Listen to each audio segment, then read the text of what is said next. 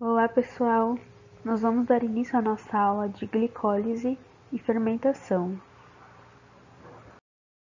A glicólise consiste na transformação de uma molécula de glicose em duas moléculas de piruvato.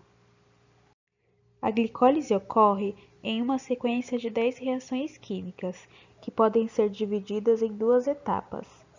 Vejamos. A primeira etapa vai até a formação de duas trioses, que caracteriza-se como uma fase de gasto energético, de 2 ATPs. Na segunda etapa, ocorre a utilização das moléculas de trioses com o objetivo de produzir 4 ATPs, além da produção de NADH e da molécula de piruvato. Vejamos cada uma das reações da glicólise. Primeira reação. Essa etapa tem por finalidade adicionar um fosfato na molécula de glicose no carbono de número 6, dando origem à molécula glicose 6-fosfato. Isso impede que a molécula de glicose retorne para a corrente sanguínea e, ao mesmo tempo, em que a direciona para que possa ser utilizada em meio intracelular. A adição de fosfato é mediada pela enzima exocinase, com gasto de ATP. Essa é uma reação irreversível. Segunda reação. Nessa etapa do processo, a molécula de glicose 6-fosfato sofre a ação da enzima fosfoglicose isomerase, sendo transformada no isômero frutose 6-fosfato. Essa é uma reação reversível. Terceira reação. A frutose 6-fosfato sofrerá a ação da enzima fosfofrutocinase, a qual promove a fosforilação da frutose 6-fosfato, com gasto de ATP, transformando-se na molécula de frutose 1,6-bifosfato. Essa é uma reação irreversível. Quarta reação. Essa reação é mediada pela ação da enzima aldolase, a qual promove a quebra da molécula frutose 1,6-bifosfato em duas trioses. São elas dihidroxiacetona fosfato e gliceraldeído 3-fosfato. Essa é uma reação reversível. Aqui finaliza-se a primeira etapa da glicólise, com gasto de energia. Quinta reação. Somente a molécula de gliceraldeído 3-fosfato é utilizada na glicólise. A molécula de hidroxiacetona fosfato poderá ser convertida através da triose, também em gliceraldeído 3-fosfato, de acordo com a necessidade celular. Essa é uma reação reversível.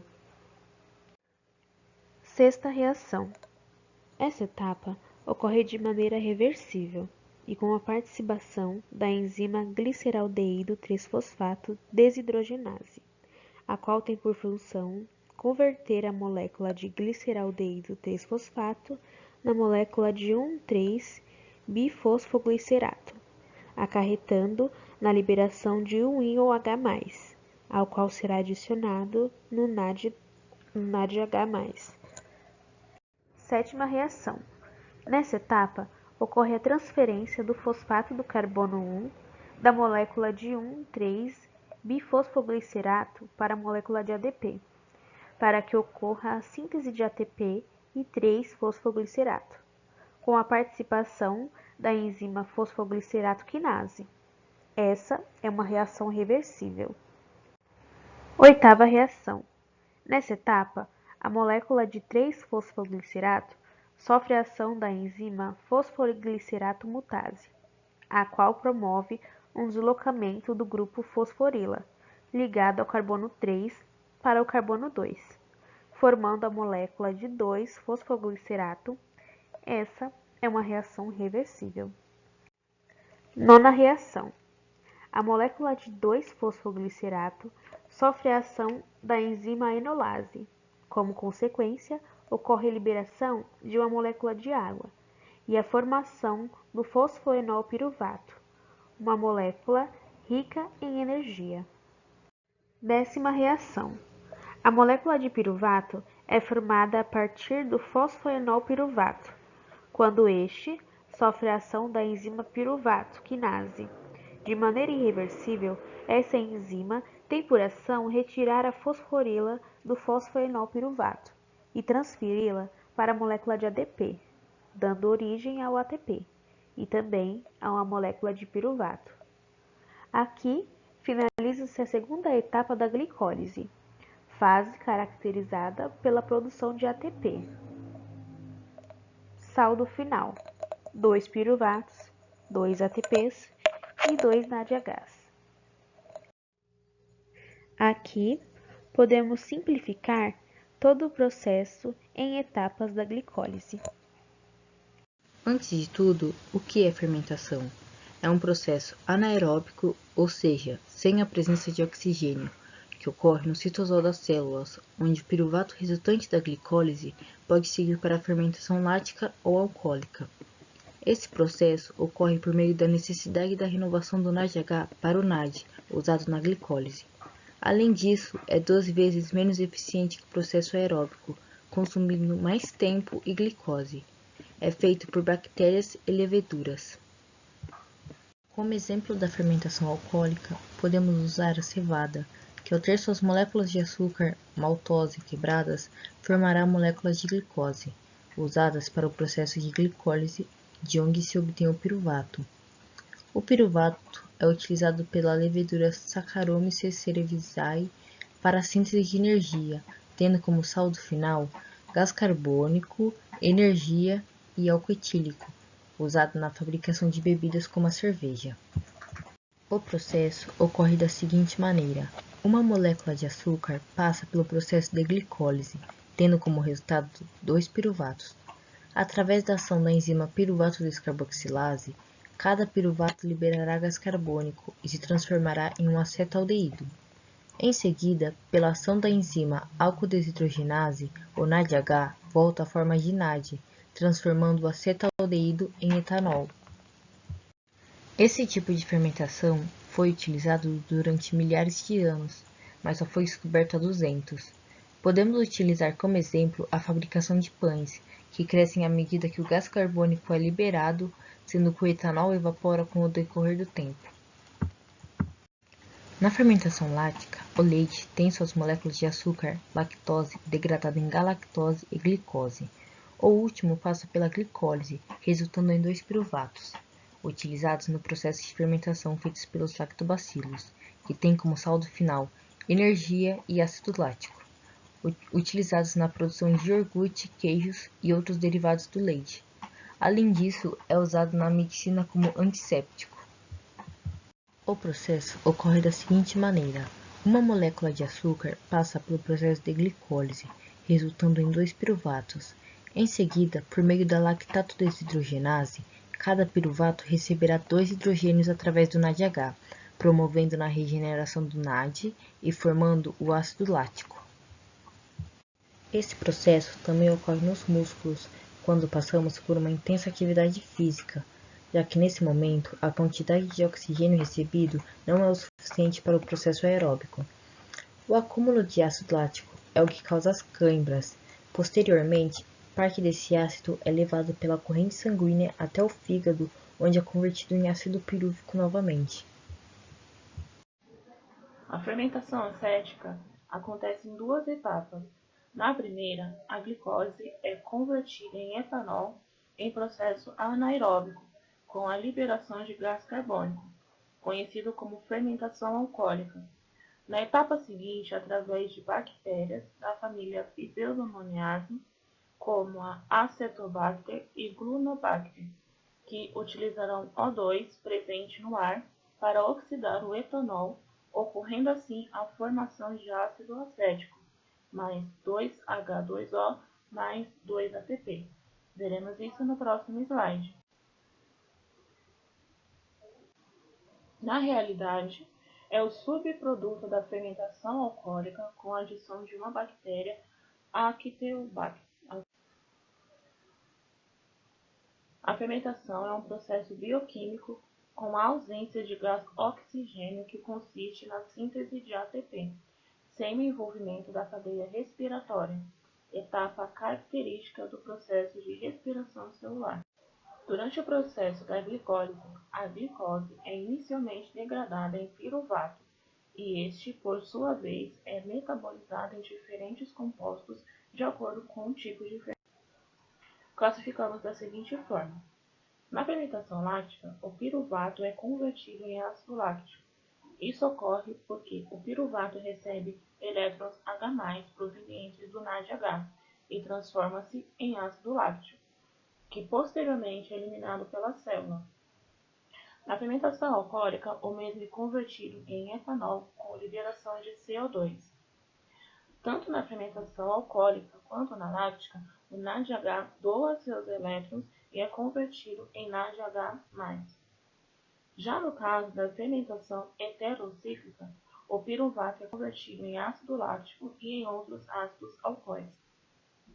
Apesar de ser um processo que ocorre na ausência de oxigênio, alguns organismos realizam esse metabolismo na presença de grandes concentrações de oxigênio, como é o caso da levedura. A maioria dos tecidos é capaz de suprir suas necessidades energéticas a partir da oxidação de compostos como açúcares ou ácidos graxos. Porém, alguns tecidos utilizam exclusivamente a glicose como fonte de energia. É aí que entra o processo da gliconeogênese, que constitui um conjunto de processos pelos quais o organismo pode converter substâncias não glicídicas, como lacto, piruvato, glicerol, em glicose ou glicogênio. Os precursores não glicídicos são transformados em piruvato ou podem entrar na via na sua forma intermediária, como oxaloacetato e dihidroxiacetona fosfato. Esse processo é a formação de glicose a partir de precursores não glicídicos, como dito no outro slide, e esses precursores são lactato, glicerol ou aminoácidos. É importante ressaltar que esse processo não é o inverso da glicólise. Enquanto na glicólise nós temos como resultado 2 piruvatos, 2 ATPs, 2 NADH, 2 Hs e 2 águas, na gliconeogênese nós temos glicoses, 2 ADPs, 1 GDP, 3 PI, 1 NAD e 1 H+. Em 3 pontos, as reações da glicólise são irreversíveis em vivo devido à liberação de energia livre em forma de calor. 1. Na conversão de glicose em glicose 6-fosfato pela hexoquinase. 2. Na fosforilação da frutose 6-fosfato em frutose 1,6-bifosfato pela fosfofrutoquinase 1. 3. Na conversão de fosfoenolpiruvato em piruvato pela piruvatoquinase. Antes de iniciarmos as reações da gliconeogênese, eu gostaria de ressaltar que 20% do conteúdo calórico de uma dieta normal é destinado a suprir as necessidades do cérebro e das hemácias, sendo que o cérebro necessita de 120 gramas de glicose por dia e as hemácias cerca de 30 gramas por dia. O processo da gliconeogênese, ele sobrepõe-se ao da glicólise, sendo que ele ocorre em vias reversas ao da glicólise. E as enzimas envolvidas na catalisação desses passos são reguladas para que ou a glicólise ou a gliconeogênese predomine, dependendo das condições fisiológicas do indivíduo. A gliconeogênese possui 3 etapas que a difere da glicose. O primeiro desvio acontece dentro da mitocôndria. É catalisada pela enzima glicerol. Ela quebra um ATP, transferindo um fosfato do ATP para um carbono 3 do glicerol, formando o glicerol 3-fosfato. Depois, o glicerol 3-fosfato desigenase oxida o glicerol 3-fosfato, que significa uma perda de oxigênio. Essa reação forma dihidroxetona, que é intermediário da glicose. No segundo desvio, no citosol, a frutase 1,6-bifosfato é hidrolisada pela frutose 1,6-bifosfatase, liberando um piruvato que será isomerado. No terceiro desvio, faz uma conversão de glicose 6-fosfato em glicose. O grupo ligado ao carbono 6 sofre hidrólise, que é catalisada pela glicose 6-fosfatase. As três maiores fontes de carbono para a gliconeogênese são lactato, glicerol e aminoácidos, particularmente a alanina. O lactato é produzido pela glicólise anaeróbica em tecidos como o músculo.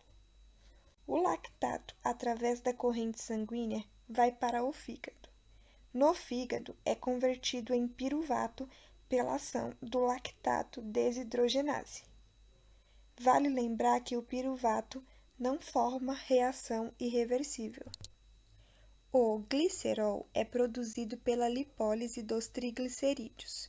No fígado, as reservas de adiposos do triaglicerol entram na rota glicogênica como dihidroxicetona fosfato.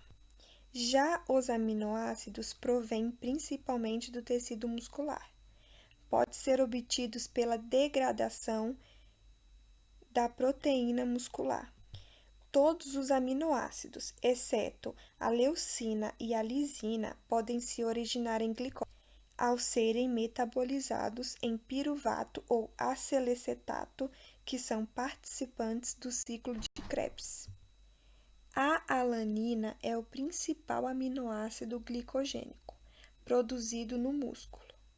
Possui um processo semelhante ao do lactato. O ciclo de Cori e o ciclo de alanina são dois importantes ciclos que dependem da gliconeogênese. O ciclo de Cori ocorre no músculo e nas hemácias. É uma cooperação entre os músculos e o fígado. Acontece durante um exercício intenso, quando o metabolismo aeróbico não providencia a energia necessária e é conduzido via corrente sanguínea para o fígado.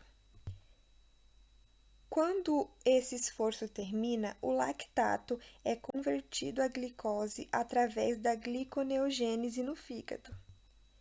O ciclo evita que o lactato se acumule na corrente sanguínea, podendo provocar acidose láctica. É importante para manter a glicemia constante em um período de atividade física elevada e um período de jejum. O ciclo alanina ocorre somente no músculo esquelético. Consiste na oxidação da glicose em piruvato. A alanina atua como transportador de íons de amônia produzidos no músculo para o fígado. A amônia é excretada e o piruvato é empregado na produção de glicose, a qual pode retornar ao músculo. Regulação da gliconeogênese. O controle da gliconeogênese é realizado pela glucagon, que estimula esse processo, e pela insulina, que atua de maneira oposta. A glicose e a gliconeogênese são reguladas reciprocamente. O glucagon é um hormônio produzido pelo corpo, as células alfas do pâncreas, que tem um efeito oposto da insulina, por isso a regulação. Reação da gliconeogênese. A gliconeogênese é uma reação de síntese, porque utiliza 3 carbonos, e seu produto final, a glicose, utiliza 6 carbonos. A gliconeogênese consome energia em forma de ATP.